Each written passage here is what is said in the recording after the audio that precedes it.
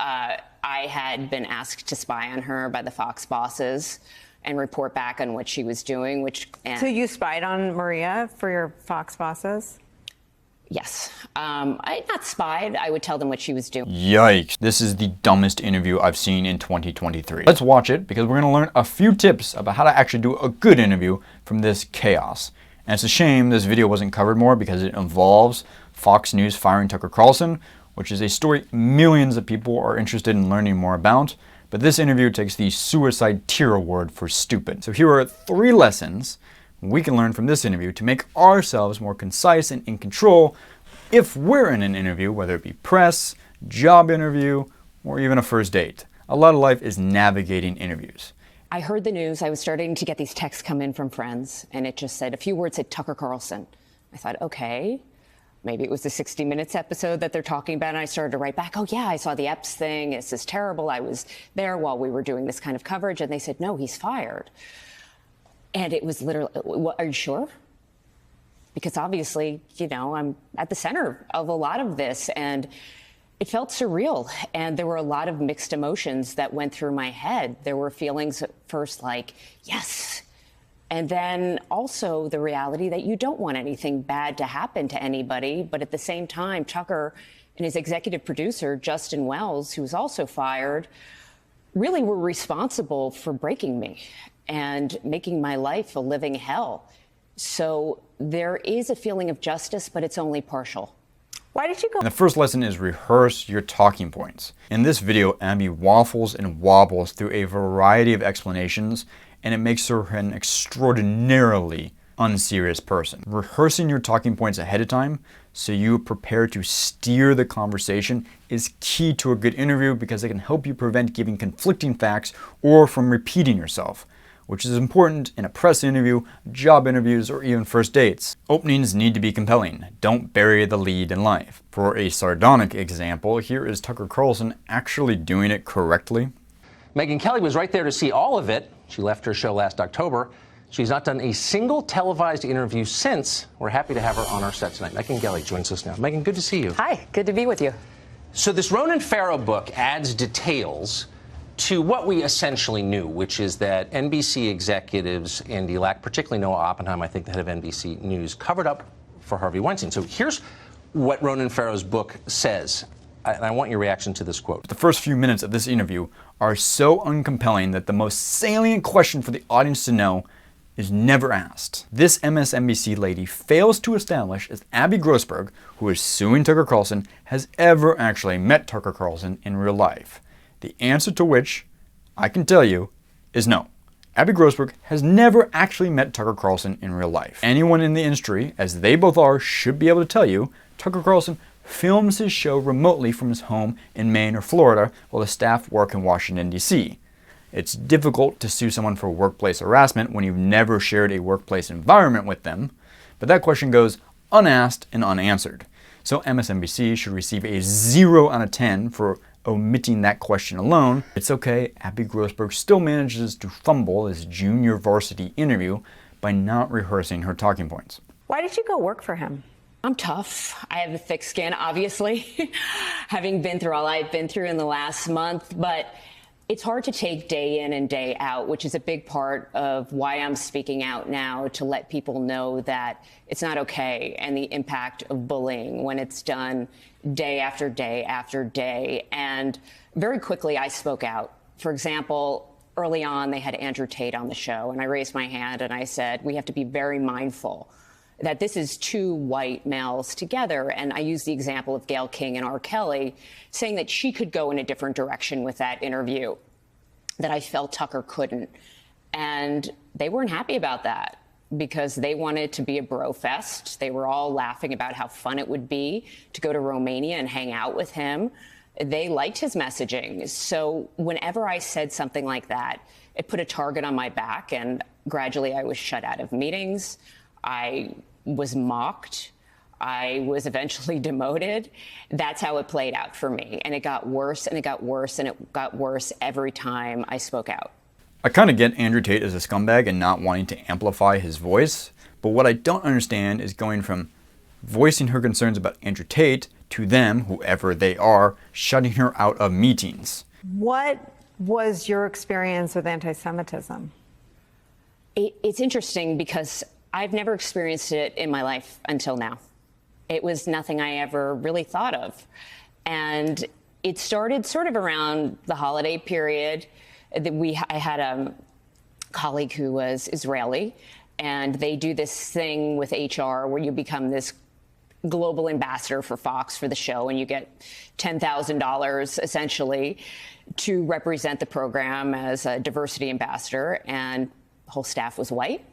So they recommended that he be that person because Israelis and Jews are minorities. And they first suggested it in a meeting, and then they brought it to him. I think he was shocked.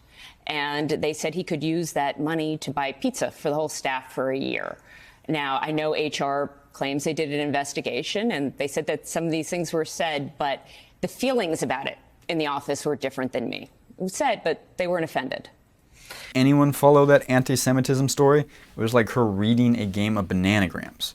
But thank God, MSNBC asked some follow-up questions to make the story more clear. Were different than me. It was said, but they weren't offended.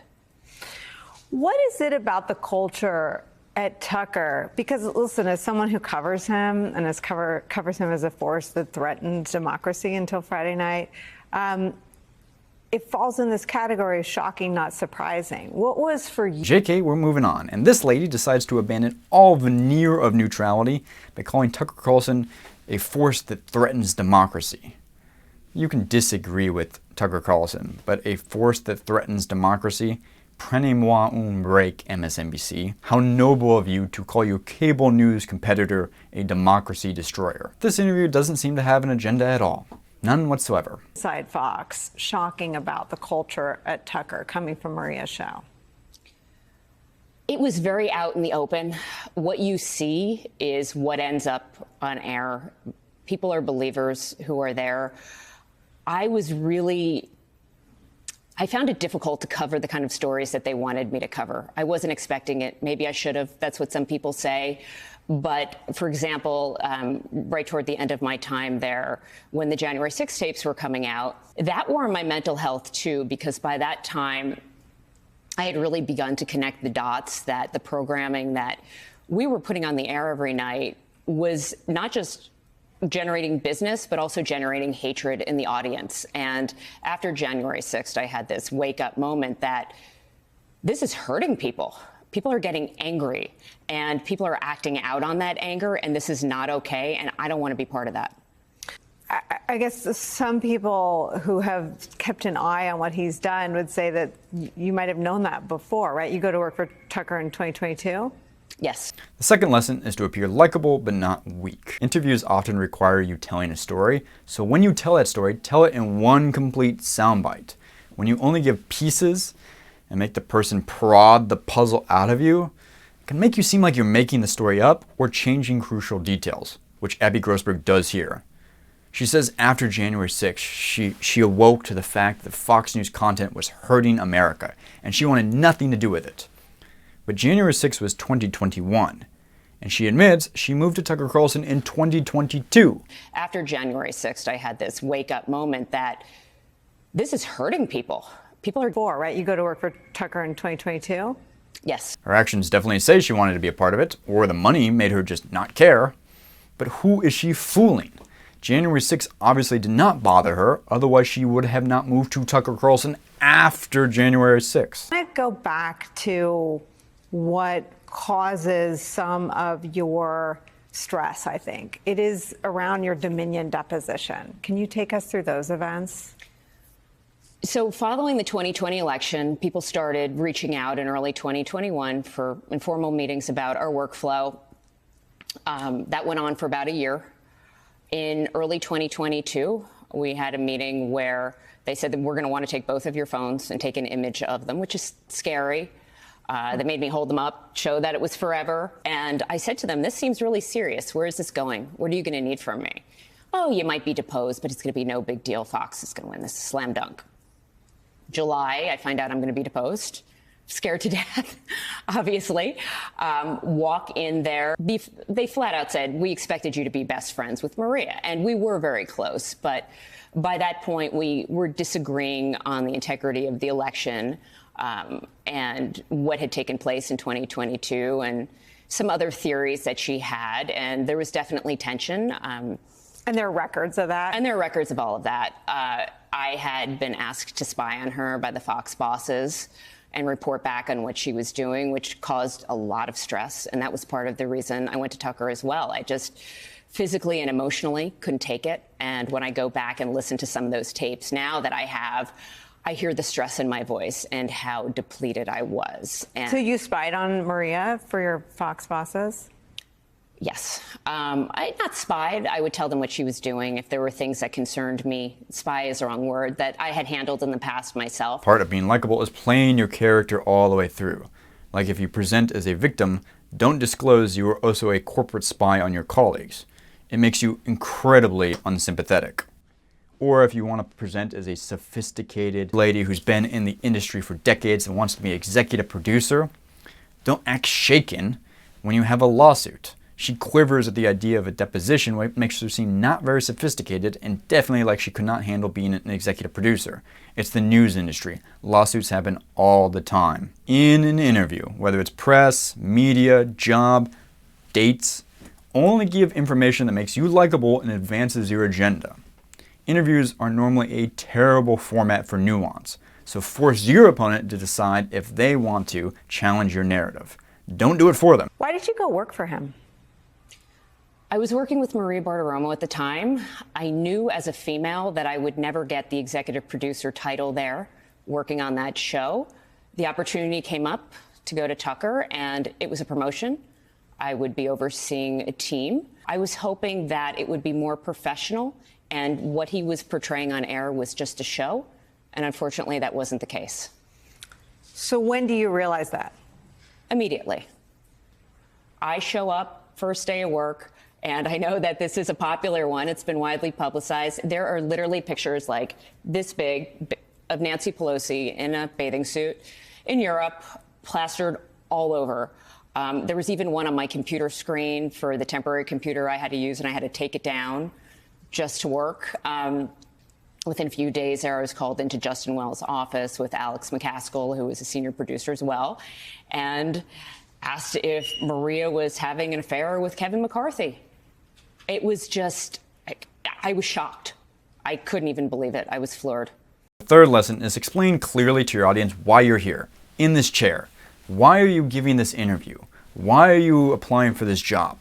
Why are you meeting this man or woman on a date? For her television debut, Abby Grossberg gives examples of her removing a Nancy Pelosi screensaver, her new boss asking if her old boss is having an affair, and a garbled story about Jewish diversity that she interpreted as anti-Semitism. These were the examples that made her go public? Question mark?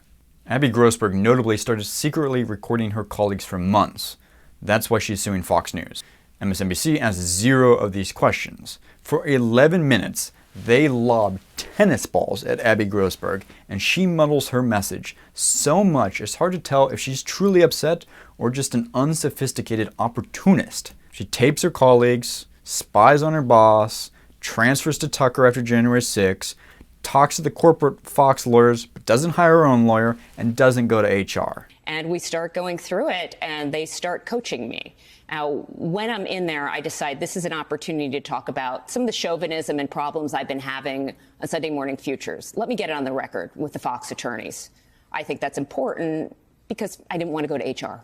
I didn't trust them, to be honest. If Abby wanted to make herself compelling TV rather than an embarrassing footnote to the mega viral story of Fox News firing Tucker Carlson, then she should have rehearsed her talking points, made herself likable and not a lizard, and explained clearly why she's here, why she's such an important character to the Fox News Tucker Carlson news story. Instead, we get nothing. The difference between Abby Grossberg and a good interviewee like Megyn Kelly, love her or hate her, is she follows these 3 steps along with other tips to come across as crisp and concise in any interview. Fox was more open about it. They never told me don't do stories on legalizing drugs or more open immigration. But there were always a couple people who would flip out at something stupid, and it was threatening. Yeah. Well, my experience at Fox was, well, first of all, yes, if you crossed paths with the media relations department, they would cut you. So you had to be afraid of that. And explain, how would they cut you? You'd get it. I mean, you'd get a phone call and you'd get threatened, you'd get yelled at, you'd get told you're a bad person, you'd get bad publicity. The next stuff. Exactly. The next thing you knew, there'd be a negative article on you. I experienced this mostly when I didn't support Roger during the whole Me Too crisis. And because, that was the irony of my relationship with him. He mostly protected me. She communicated her perspective clearly, she gave precise examples, and she appeared vulnerable but not weak. This interview, stupid. If you like this video and want to learn more about news and watch other interesting stories, please subscribe. Thank you for watching. Bye.